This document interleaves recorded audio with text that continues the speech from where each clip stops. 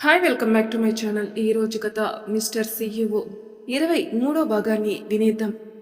ఏ కీర్తి, నువ్వేంటి ఇంత డల్గా ఉన్నావు? నాకు తెలిసి నేను మన కాలేజీలో డేస్లో కూడా ఇంత ఘోరంగా చూడలేదు నేను. అసలు నీకు ఈ పెళ్లి ఇష్టమేనా అని ఇక ఉండబట్టలేక అడిగేసింది శ్రీజ. శ్రీజ ప్రశ్నకు అందరూ కీర్తి వైపే చూస్తారు. అబ్బాయి కూడా కీర్తి వైపే చూస్తున్నాడు. అందరి వైపు చూస్తుంది కీర్తి. తన సమాధానం కోసం ఎదురు చూస్తున్నట్లు ఆ చూపుల్లోని భాష అర్థమైంది. అబ్బా శ్రీజ, అలా ఏం లేదు, కొంచెం తలనొప్పి అంతే. టీ కాఫీ ఏమైనా తాగుతావా కీర్తి అని అడిగింది సత్య. టీ తాగుతానంటీ. అభి అని పిలుస్తుంది సత్య. మా అంటాడు పక్కనే ఉండి. టీ కావాలంట, తీసుకుని వెళ్ళు అంటుంది చిరునవ్వుతో సత్య. శ్రీజ, నువ్వు వస్తావా? నాకొద్దు, అయినా మీ ఇద్దరి మధ్యలో నేనెందుకు, వెళ్ళేసిరా. పిచ్చిదను పుల్ల పెట్టేసి ఎలా నవ్వుతుందో చూడు అని మనసులో శ్రీజాని తిట్టుకుంటూ అబ్బాయి వెనకాల అడుగులు వేస్తుంది కీర్తి. ఇద్దరు కలిసి పక్కనే ఉన్న కాఫీ షాప్కి వెళ్ళి కూర్చుంటారు. ఆర్డర్ సార్ అంటూ బయలు వస్తారు. ఒక టీ కాదు ఒక కాఫీ అంటుంది కీర్తి. అబ్బాయి కీర్తి వైపే చూస్తాడు. కాఫీ స్మెల్ బాగుంది అందుకే అంటుంది. ఓకే, ఒక కాఫీ. ఓకే సార్ అని బేరర్ వెళ్ళిపోతాడు. కీర్తి అటు ఇటు చూస్తూ ఉంటుంది. అబ్బాయి కూడా కీర్తిని ఏమీ డిస్టర్బ్ చేయకూడదనుకుని ఫోన్లో ఏదో చూస్తూ ఉంటాడు. కీర్తి చూపు అబ్బాయి వైపే వెళ్తున్నాయి. మిమ్మల్ని ఒకటి అడగాలి సార్. అడుగు కీర్తి. నన్నెవరో చంపాలని అనుకుంటున్నారని నాకు కూడా తెలీదు. పరిస్థితులు మీకెలా తెలియజేశాయి? నన్ను కాపాడాలనుకుంటే అందుకు పెళ్ళే ఎందుకు చేసుకోవాలి? పోలీస్ కంప్లైంట్ ఇచ్చి ప్రొటెక్షన్ ఏర్పాట్లు చేస్తే సరిపోతుంది కదా. కీర్తి ఇలా ఆలోచిస్తుందని, ఇలాంటి ప్రశ్న వేస్తుందని అబ్బాయి ఊహించలేదు. కీర్తి అడిగే ప్రశ్నలో కూడా న్యాయం ఉంది, కానీ ఇప్పుడు నాకు నువ్వు చనిపోయిన అమ్ములాగా కనిపిస్తున్నావు. అందుకే నాకు తెలియకుండానే నిన్ను ప్రేమించడం మొదలుపెట్టాను. నీకు ప్రమాదం ఉందని తెలిసాక నిన్ను నా కంటి చూపుల దూరంలోనే పెట్టుకోవాలనుకుంటున్నాను. అమ్ముని పోగొట్టుకున్న నేను నిన్ను పోగొట్టుకోలేను. నీకు దూరంగా నేను ఉండలేకపోతున్నానని ఎలా చెప్పేది? చెప్పినా ఇవన్నీ నమ్ముతుందా? నమ్మి నన్ను ఒప్పుకుంటుందా? ఇలా అభయ్ మనసులో ఆలోచించుకుంటూ ఉన్నాడు. సార్ సార్ అంటూ కీర్తి పిలుపుతో ఆలోచనల నుంచి బయటపడతాడు. నా ప్రశ్నకి సమాధానం అంటూ ఉండగా బేరర్ కాఫీ తీసుకుని వస్తాడు. ముందు కాఫీ తాగు అంటాడు అభయ్. కాఫీ తాగుతూ ఆ టేస్ట్ని ఆస్వాదిస్తూ ఉంటుంది కీర్తి. 5 నిమిషాల్లో కాఫీ తాగేసా ఇప్పుడు చెప్తారా అని అడుగుతుంది. నువ్వు అడిగిన ప్రశ్న కరెక్టే, కానీ అలా చేయకుండా ఇలా ఎందుకు చేస్తున్నాననే ఆలోచన నీకే వదిలేస్తున్నాను. నువ్వేమైనా అనుకోవచ్చు అంటూ లేస్తాడు అభయ్. అభయ్ చెప్పిన సమాధానానికి కీర్తి కోపంతో మరిగిపోతుంది. అలా ఎలా నా ఆలోచనలకే వదిలేస్తారు అంటూ టేబుల్ని గట్టిగా కొడుతూ కోపంగా లేస్తూ అభయ్ని ఉరిమురిమి చూస్తుంది కీర్తి. అందరూ వారిద్దరినీ చూస్తూ ఉంటారు. కీర్తి, ఇది నలుగురు ఉండే ప్లేస్, అది మర్చిపోకు ప్లీజ్. Control your behaviour. ఇక్కడి నుంచి ముందు వెళ్దాం పదా అంటూ బిల్ పే చేసి అభయ్ నడుస్తూ ఉంటాడు. కానీ కీర్తి మాత్రం అక్కడే కోపంగా నిలబడి చూస్తూ ఉంటుంది. అభయ్కి అలా నలుగురిలో కీర్తి ప్రవర్తన నచ్చలేదు. ఫాస్ట్గా కీర్తి దగ్గరకు వచ్చి, ఇప్పుడు నీకేం కావాలి అని కీర్తి కళ్ళలోకి కళ్ళు పెట్టి చూస్తూ అడుగుతాడు. నా ప్రశ్నకు సమాధానం. అభయ్ గట్టిగా కళ్ళు మూసుకుంటూ అనుకుంటూ, సరే విను, నువ్వు చెప్పినట్టు పోలీస్ కంప్లైంట్ ఇచ్చి ప్రొటెక్షన్ ఇప్పిస్తే చాలు. కానీ అది నా అనుకున్న వాళ్ళకి సరిపోదు. ఎందుకంటే నేను నిన్ను ప్రేమిస్తున్నాను. ఓకే, అర్థమైతే మంచిది. ప్రేమిస్తున్నాను అని అభయ్ నోటి ద్వారా ఆ మాట వినిపించగానే కీర్తిలో ఏదో తెలియని పులకింత, కానీ అది ఎందుకు అని అర్థం చేసుకోలేకపోతుంది. ఇప్పుడు నాకు కోపం రావాలిగా, కానీ ఈ ఫీలింగ్ ఏంటి? ఎందుకు మనసు ఇంకోవైపు అడుగులు వేస్తుంది అని మనసులో అనుకుంటూ ఉంటుంది కీర్తి. నీ ప్రశ్నకు సమాధానం దొరికింది కదా, ఇక వెళ్దామా అంటాడు అభయ్. కీర్తి ఇంకేం మాట్లాడకుండా అభయ్తో పాటు అడుగులు వేస్తూ ఉంటుంది. కీర్తినే గమనిస్తూ ఉంటాడు అభయ్. చెప్పేశాను, ఏమనుకుంటుందో. ఇప్పుడు నేను నిన్ను ప్రేమిస్తున్నాను, నీకిష్టమైతే పెళ్లి చేసుకుంటానని అడగకుండా ఇలా డబ్బులిచ్చి నా ప్రేమ తెలియజేస్తున్నాను అనుకుంటుందా? ప్రేమించే మనిషి అయితే నా మనసుకు విలువ ఇస్తాడు, కానీ నా మనసుకు వెళ్ళగట్టడు. కానీ మీరు వెళ్ళగట్టారు. అప్పుడు మీది ప్రేమ ఎలా అవుతుంది సార్ అంటూ వస్తున్న కన్నీళ్లు తుడుచుకుంటూ ఉంటుంది. అభయ్ ఆ కన్నీళ్లు చూసి, ఏడుస్తున్నావా కీర్తి? ఇలాంటి మనిషిని నేను పెళ్లి చేసుకోవాలని బాధపడుతున్నావా అంటూ మనసులో అనుకుంటాడు. ఇలా ఇద్దరు ఆలోచనలో ఇద్దరు షాపింగ్ మాల్లోకి వెళ్తారు. కీర్తి వెళ్ళి శ్రీజ పక్కనే కూర్చుంటుంది. కీర్తి, నీకోసం ఈ శారీస్ అన్నీ సెలెక్ట్ చేసి పెట్టాం. నీకు ఇందులో ఏం నచ్చుతుందో చూడు, అదే కొందాం అంటుంది శ్రీజ. పెళ్లి కొడుకుని అడగండి, నాకేం నచ్చుతుందో, నాకేది సెట్ అవుతుందో బాగా తెలుసు అంటుంది కీర్తి అభయ్ వైపే చూస్తూ. అబ్బో, అప్పుడే మీ అభయ్ సారికి ఇచ్చేసావా సెలక్షన్స్? ఇంతలోపే అంత మార్పా?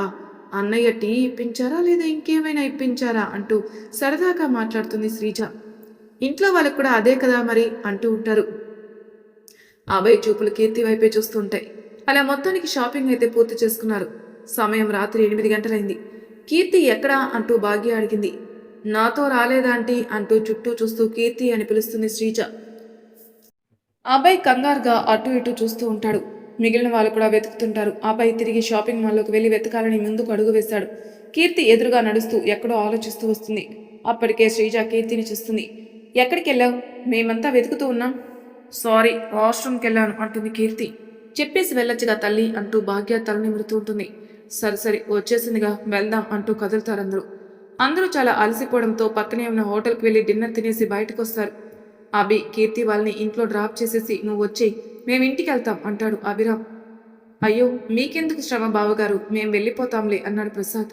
ఆల్రెడీ సమయంలో 9 గంటలైంది, పర్వాలేదు, వేరే ఊరేం కాదు కదా మీది. ఒక అరగంటలో మిమ్మల్ని వదిలేసి ఇంకో అరగంటలో అభి ఇంటికి చేరుకుంటాడు. ఎవరు ఇంకేం మాట్లాడలేదు. కీర్తి వస్తాం, జాగ్రత్తగా ఉండు, బాగా తిను, చాలా డల్గా కనిపిస్తున్నావు, బాగా నిద్రపో, రెస్ట్ తీసుకో, అండ్ ఆఫీస్కి రేపటి నుంచి నువ్వు వెళ్లాల్సిన అవసరం లేదు అన్నాడు అభిరామ్.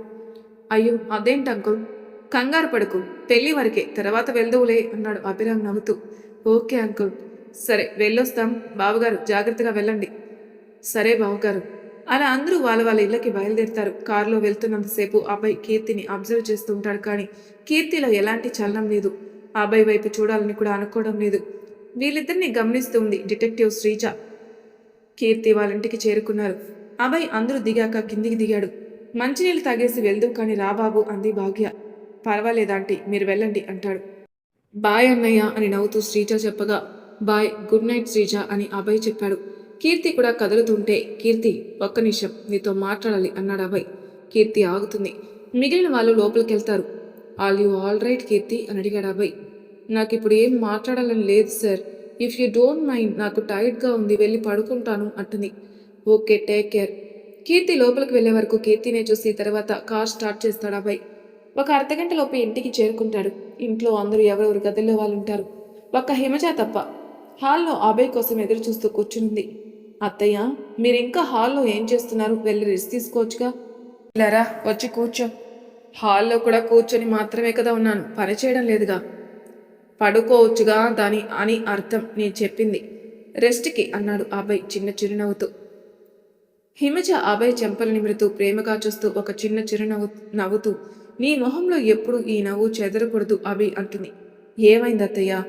కీర్తికి నువ్వంటే ఇష్టం లేదు కదూ అంది. అభయ్ కంగారు పడుతూ, అది అత్తయ్య, మీకెందుకు అనుమానం వచ్చింది?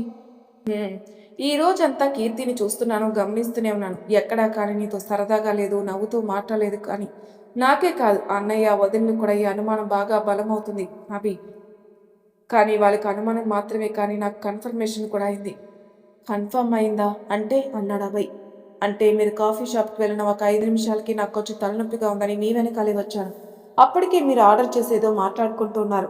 మిమ్మల్ని ఎందుకు డిస్టర్బ్ చేయడం అని నేను నీ వెనకాల బెంచ్లో కూర్చున్నాను. కానీ నన్ను కీర్తి కానీ నువ్వు కానీ గమనించలేదు. అందుకే మీకు నేనున్నానని తెలియకుండా కీర్తి అడిగిన ప్రశ్నను చెప్పిన సమాధానం అన్నీ నేను విన్నాను. కీర్తిని ఎవరో చంపాలనుకుంటున్నారని విన్నాక నాకు చాలా భయం వేసింది. కానీ నువ్వు కీర్తిని కాపాడగలవు, ఆ నమ్మకం నాకుంది. కానీ కీర్తికి ఇష్టం లేకుండా పెళ్ళి ఎందుకు చేసుకుంటున్నావు అభి? మీకు ఆల్మోస్ట్ అన్నీ తెలిసిపోయింది. అందుకే క్లారిటీగా చెప్తా, ఎందుకంటే సగం సగం తెలిస్తే సగం సగమే అర్థమవుతుంది కాబట్టి. అత్తయ్య, నాకు కీర్తిని చూసిన కొద్ది రోజుల్లో కాదు ఒక 2 రోజుల్లోనే మన అమ్ములాగా అనిపించింది. అలా ఎందుకు అనిపించిందో నాకు తెలియదు. కీర్తి అంటే అమ్ము అని నేను ఫిక్స్ అయ్యాను. ఆ రోజు జూలో యాక్సిడెంట్ అయి కీర్తికి అనుమానం. ఆ తర్వాత అబ్బాయి కీర్తిని చంపడానికి వచ్చారని కన్ఫర్మ్ చేసుకోవడం. ఆ తర్వాత ఇప్పటి వరకు జరిగినవన్నీ అబ్బాయి హిమజాకి ఎక్స్ప్లెయిన్ చేశాడు.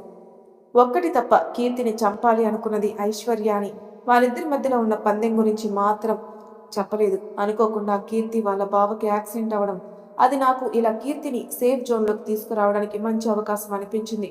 అంతేకాకుండా నేను కీర్తిని ఇష్టపడుతున్నాను, నన్ను పెళ్లి చేసుకుంటావా అని అడిగితే ఖచ్చితంగా చేసుకోనని నా మొహం మీదే చెప్పేస్తుంది. నా మీద అలాంటి అభిప్రాయం తనకి.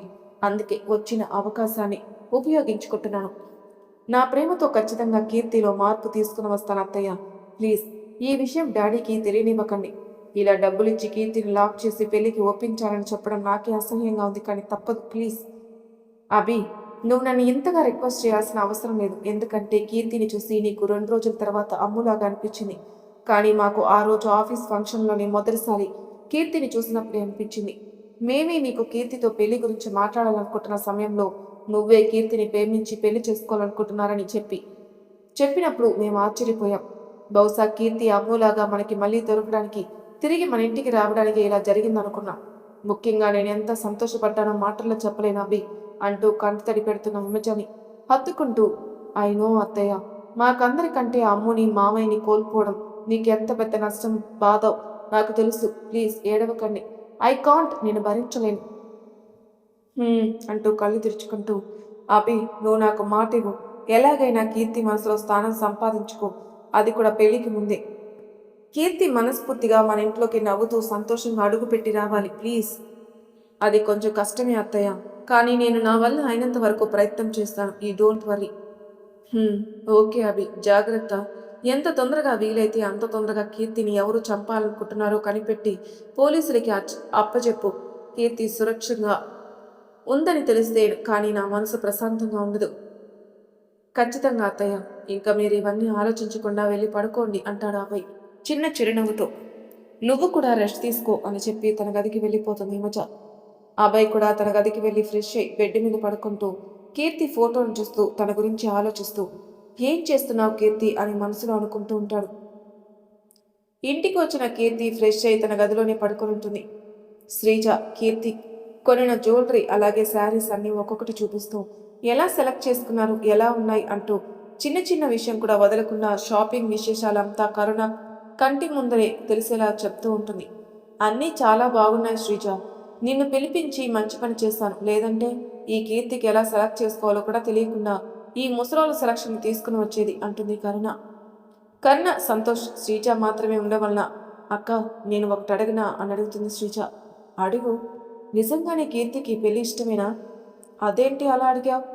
లేదంటే ఏంటక్క, అసలు నేను కలిసినప్పటి నుంచి చూస్తున్నాను, హ్యాపీగా ఉన్నట్లు అనిపించడమే లేదు. అడిగితే ఏమో తలనొప్పి, అది ఇది ఇలా ఉంది అలా ఉంది అని ఏదో ఒకటి చెప్పి కవర్ చేస్తుంది. ఖచ్చితంగా మీకు అన్ని విషయాలు చెప్తుంది కదా, అందుకే అడుగుతున్నాను. నాకు ఆ డౌట్ వస్తుంది కానీ నేను అడగలేదు. ఎందుకంటే వాళ్ళిద్దరూ ఒకరినొకరు ఇష్టపడే పెళ్లికి పెద్దవాళ్ళతో మాట్లాడారు, అందుకే. అంతేకాకుండా చూశావుగా మీ బావ పరిస్థితి, ఇలా నేనేమో ఇలా. ఇంకా అంతలా కీర్తి ఎలా ఉంది అని ఆలోచించే పరిస్థితిలో నేను లేదు. అందుకే అదంతా నేను అబ్జర్వ్ చేయలేదు శ్రీజ. కానీ నాకు ఆ రోజు అభయ్ వాళ్ళ ఇంట్లో వాళ్ళు వచ్చినప్పుడే అనుమానం వచ్చింది అన్నాడు సంతోష్. అవునా బావగారు, అలా ఎందుకు అంటూ క్యూరియాసిటీగా అడిగింది శ్రీజ. నువ్వు చెప్పినట్లు కీర్తి అన్ని విషయాలు అత్తయ్య మామయ్యల కంటే ముందుగా కరుణకి చెప్తుంది. అలాంటిది ఈ విషయం దాస్తుందా చెప్పు? నిజమే. ఇప్పుడు నాకు ఈ ఆలోచన వస్తుంది. అభయ్తో మొదటిసారి గొడవ తిట్లు తనతో కీర్తికుండే సమస్య గురించి అంతా నాకు చెప్పింది. అలాంటిది ఈ విషయం నాకు చెప్పలేదే? ఒకవేళ నిజంగానే ఈ పెళ్లి కీర్తికి ఇష్టం లేకపోతే మరెందుకు పెళ్లి చేసుకోవడానికి ఒప్పుకుంది అని అనుమానంగా చూస్తూ అడిగింది కరుణ. నేనొకటి అనుకుంటున్నాను కరుణ, మేబీ అది నిజం కావచ్చు లేదా నా ఊహ కావచ్చు. ఏమనుకుంటున్నారండి? ఒకవేళ అభయ్కి కీర్తి నచ్చి తన్ని పెళ్లి చేసుకోవడానికి ఎలా ఒప్పించాలా లేదా ఎలా చెప్పాలని కూడా ఆలోచిస్తూ సమయంలో నాకు యాక్సిడెంట్ అయింది. సో సో మేబీ డబ్బులు ఇచ్చాడు దానికి బదులు అంటూ మెల్లగా ఒక్కొక్క మాట చెప్పాలో చెప్పకూడదు అన్నట్లుగా చెప్పాడు సంతోష్. నో, అలా కీర్తిని పెళ్లికి ఒప్పిస్తాడు? నేను ఇది చచ్చినా ఒప్పుకోను. కీర్తి పాపం, తనకి ఎలా నో అంటూ కంగారు పడుతుంది కరుణ ప్లీజ్, చెప్పాగా ఇది నా ఊహ మాత్రమే. నిజమో అబద్ధమో కూడా నాకు తెలీదు. నువ్వు ముందు కంగారు పడడం ఆపు అన్నాడు సంతోష్. అవునక్క, నువ్వు కంగారు పడకు. ఎలాగైనా అసలు ఏంటి విషయం అని కీర్తి నోటి నుంచే కనుక్కుంటాను. అంతవరకు మీరు ప్రశాంతంగా ఉండండి. ఒకవేళ ఇదే కనుక నిజమని తెలిస్తే మనం ఏం చేయాలో ఆలోచిద్దాం. అవును, శ్రీజ చెప్పింది కరెక్ట్. మనం అడిగితే ఖచ్చితంగా చెప్పదు కీర్తి. సో నువ్వే ఎలాగైనా కీర్తి దగ్గర నిజం రాబట్టాలి శ్రీజ అన్నాడు సంతోష్. అలాగే బావగారు, ఖచ్చితంగా కనుక్కుంటాను. ఏంటో నాకు అయోమయంగా ఉంది. ఎవరు మంచివాళ్ళు ఎవరు స్వార్థపరులు అర్థం కావట్లేదు అంటుంది కరుణ. ఇద్దరు కరుణని చూస్తూ ఉంటారు. మరి తర్వాత భాగంలో ఏం జరుగుతుందో నెక్స్ట్ ఎపిసోడ్లో తెలుసుకుందాం. అంతవరకు నా ఛానల్ సబ్స్క్రైబ్ చేయమని ప్లీజ్ సబ్స్క్రైబ్ చేసుకోండి, లైక్ చేసి షేర్ చేయండి. మీ అభిప్రాయాలు నాకు కామెంట్ రూపంలో తెలియచేయండి. Thank you for listening.